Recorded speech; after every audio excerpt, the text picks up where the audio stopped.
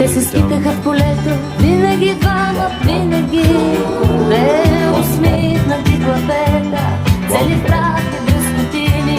После търсеха реката, винаги двама, винаги.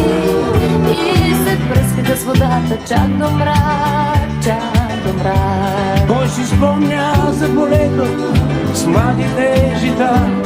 Но приятели ще има вечно, други скитат там сега.